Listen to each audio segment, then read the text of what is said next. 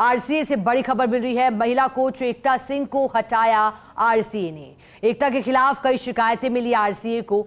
Ad hoc committee convener Jaideep बिहानी ने आदेश जारी किए हैं। ये बड़ी जानकारी, हटाया गया है। दरअसल शिकायत उनके विरुद्ध मिली थी, जिसके बाद ये फैसला लिया गया है। महिला कोच हैं एकता सिंह को हटाया है आरसीए की ओर से। आरसीए अर्थात राजस्थान क्रिकेट एकेडमी। शिकायत एक महिला कोच को लेकर मिली थी और एक नहीं बताया जा रहा है, कई शिकायतें मिली थी। एडहॉक कमेटी कन्वीनर जयदीप बिहानी ने शिकायत मिलने के बाद फैसला लिया और आदेश जारी किए गए हैं। अब क्या शिकायतें थी जो मिल रही थी उनके विरुद्ध? क्या अनुशासनात्मक हीनता या फिर अवहेलना, लापरवाही बरती जा रही थी? क्या वजह रही? क्या कोई विवाद इसके पीछे? अब तक स्पष्ट होना बाकी है, लेकिन जानकारी मिल रही है एक महिला कोच को हटाया गया है। एडहॉक कमेटी कन्वीनर जयदीप बिहानी की ओर से आदेश जारी किए गए हैं। आरसीए को कई शिकायतें मिली थी, जिसके बाद ये फैसला लिया गया है। आरसीए लगातार देखिए चर्चाओं में भी बना हुआ है।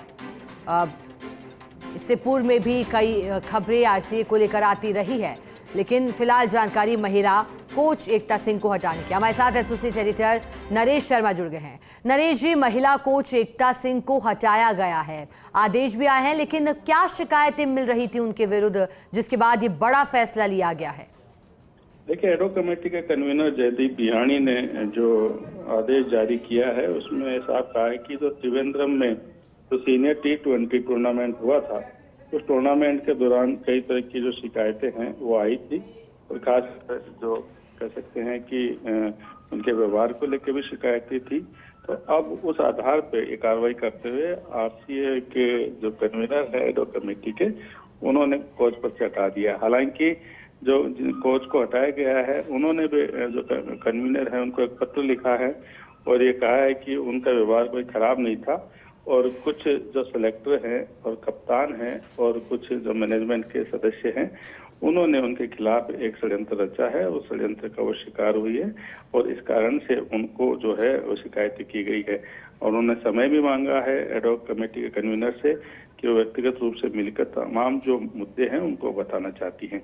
लेकिन बहरहाल ये बड़ी खबर है कि जो शिकायतों के आधार पर, व्यवहार के आधार पर कोच है उनको हटा दिया गया है। बिल्कुल नरेश जी, आपने एक और बड़ी जानकारी दी कि अब उनकी ओर से भी पत्र लिखा गया है, यानी कि अब एक और एंगल इसमें जुड़ गया है। नरेश जी, क्या लगता है, एक और उनके विरुद्ध एक्शन हो चुका है, अब उनके पत्र पर आगे कैसे बढ़ा जाएगा? क्या एक मौका उन्हें दिया जाएगा? क्या ऐसा होता आया है आरसीए में पहले भी? देखिए, उनको चूंकि टर्मिनेट कर दिया है और टर्मिनेशन का लेटर जारी कर दिया है, तो मुझे नहीं लगता कि अब उनको किसी तरह की राहत मिल पाएगी।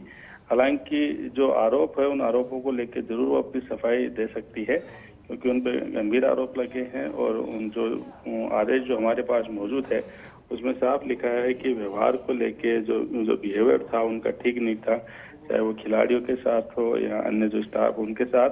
तो कई जो शिकायतें जब मिली है, लिखित में मिली है, और उन शिकायतों के आधार पर कार्रवाई हुई है। तो देखिए, जो टीम प्रबंधन जब ने शिकायत की है, तो एडहॉक कमेटी के जो कन्वीनर हैं उनको बिल्कुल उस पर अपना जो फैसला करना पड़ा, जो रुका अपना वो स्पष्ट करना पड़ा, और यही कारण है कि जो उनका टर्मिनेशन हो गया है।